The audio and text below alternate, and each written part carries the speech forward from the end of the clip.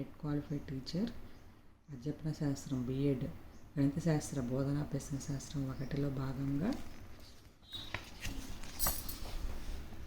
మొట్టమొదటి లెసన్ గణిత శాస్త్ర అర్థం స్వభావం పరిధిలో గణిత శాస్త్ర అర్థం స్వభావం పరిధి, గణిత బోధన దృష్ట్యా గణిత చరిత్ర, ప్రముఖ భారతీయ గణిత శాస్త్రవేత్తల సేవలు, ప్రముఖ పాశ్చాత్య గణిత శాస్త్రవేత్తలు చెప్పుకున్నాము. ఈ రోజున గణిత శాస్త్రానికి ఇతర శాస్త్రాలతో గల సంబంధం చెప్పుకుంటే ఫస్ట్ లెసన్ అయిపోతుందండి.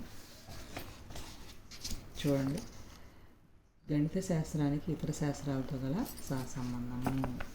ఇదంతా మనం ఒకసారి చదువుకుంటే మీకు ఈజీగా అర్థమైపోతుంది. ఇంపార్టెంట్ పాయింట్స్ వరకు నేను చెప్పుకుంటూ వెళ్తాను, చూసుకోండి. బాహ్య సంబంధము, అంతర్గత సంబంధం. అంటే గణితంతో ఇతర శాస్త్రాల సంబంధం కాబట్టి ఎలా ఉంటుంది? 2 రకాలు ముఖ్యంగా, బాహ్య సంబంధము, అంతర్గత సంబంధం. చూడండి, ఇక్కడ గణితము, భౌతిక శాస్త్రం, ఫిజిక్స్. దానికి చెప్పుకుంటే భౌతిక శాస్త్రంలోని సమస్యలను గణిత సమస్యలుగా పరిగణించి సాధించవలసిందే. S=UT + ½ దీని డెరివేషన్ పార్ట్ ఉందనుకో, దాన్ని గణిత సమస్యలుగా పరిగణించి సాధించాల్సిందే మనం. కాబట్టి భౌతిక శాస్త్రానికి గణితానికి కూడా అంత అవినాభావ సంబంధం ఉంటుందని చెప్పవచ్చు. ఇవన్నీ అనమాట. V² - U² = AS మొదలైన సూత్రాలన్నీ కూడా గణితం పైన ఆధారపడినవి. ఇప్పుడు పాస్కల్, ఆర్కిమిడిస్ భౌతిక శాస్త్రవేత్తలే, కానీ వారు గణిత శాస్త్రవేత్తలు అయ్యారు, తర్వాత భౌతిక శాస్త్రవేత్తలు అయ్యారు అన్నమాట. నెక్స్ట్ చూడండి, గణితము, రసాయన శాస్త్రం, కెమిస్ట్రీ. ఫిజిక్స్ అయిపోయి నెక్స్ట్ కెమిస్ట్రీ. కెమిస్ట్రీలో మనం ఏం చెప్పుకుంటామండి? రసాయనిక సమీకరణ సాధన గణితం ద్వారా మాత్రమే సాధ్యమవుతుంది. ఇప్పుడు ఉదాహరణకి రసాయన సమీకరణం తుల్యం చేయడం. ఇప్పుడు 2mg + O2 gives rise to 2mgO. Next H2 + O2 gives rise to 2H2O. ఇక్కడ ఈక్వేషన్ బ్యాలెన్స్ని చూసుకుంటే ఇక్కడ హైడ్రోజన్లో రెండు పరమాణువులు ఉన్నాయి. ఇక్కడ హైడ్రోజన్లో 2 2s are 4. కాబట్టి ఇది 2 4 అవ్వాలంటే ముందు 2 పెట్టుకుంటే సరిపోతుంది.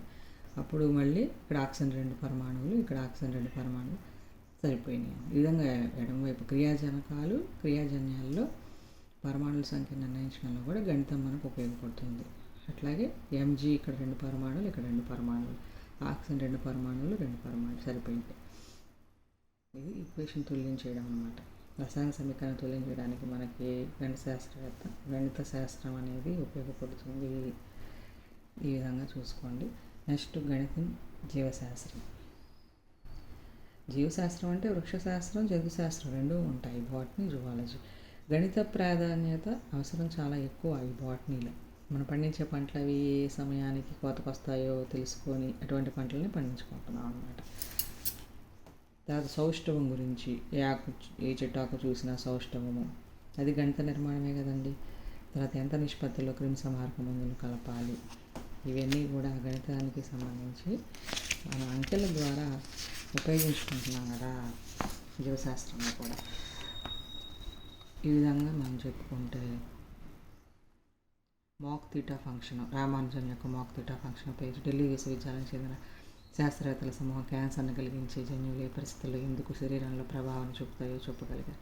ఇదివరకు చెప్పుకున్నాం కానీ చాలా ఇంపార్టెంట్ ఇది. మనం ఆరోగ్యంగా ఉన్నప్పుడు డాక్టర్ దగ్గరికి వెళ్తాము.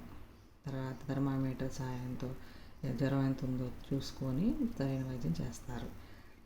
శరీరాకృతి, సౌష్ఠవాకృతి, ఇవన్నీ ఎత్తు, బరువు, పొడవు, ఇవన్నీ నెంబర్లతో సంబంధమే కదా వీటికి. గ్రాఫ్లు, ఈసీజీ ఇలాంటివి. ఈ విధంగా వృక్షశాస్త్రజ్ఞుడు బఠానీలపైన చేసిన మెండల్ అనే వృక్షశాస్త్రజ్ఞుడు బఠానీలపై చేసిన పరిశోధన ప్రయోగాల ఫలితాల సూత్రీకరణ గణిత సూత్రాల ఆధారంగానే జరిగింది.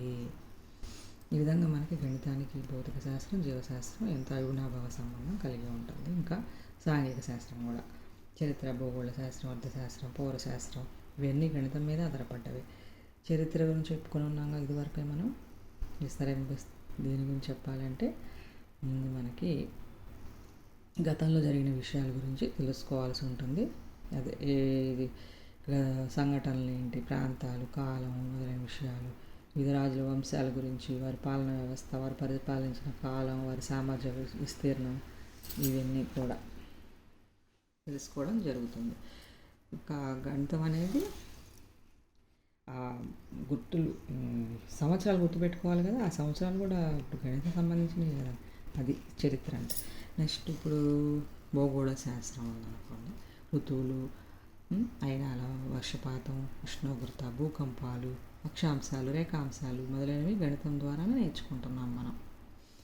ఇంకా ఆర్థిక శాస్త్రంలో అయితే చాలా ఎక్కువగా ఉంటుంది. ధర పెరిగితే డిమాండ్ ఏ విధంగా ఉంటుంది, డిమాండ్ తగ్గితే ధర ఏమవుతుంది అనేవి గణిత దాని ద్వారానే అంచనా వేస్తూ ఉంటారు.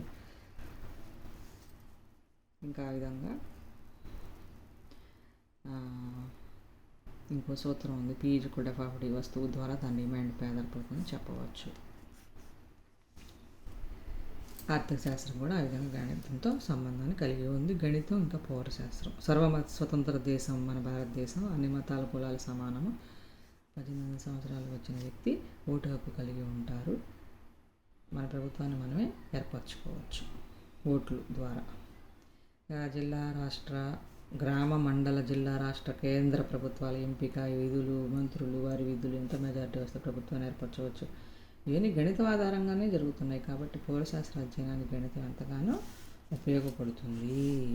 నిజంగా సాంఘిక శాస్త్ర విభాగాలన్నీ కూడా ఈ పౌరశాస్త్రం, ఆర్థిక శాస్త్రం, భూగోళ శాస్త్రం, చరిత్ర, ఇవి కూడా గణితం పైన ఆధారపడినవి.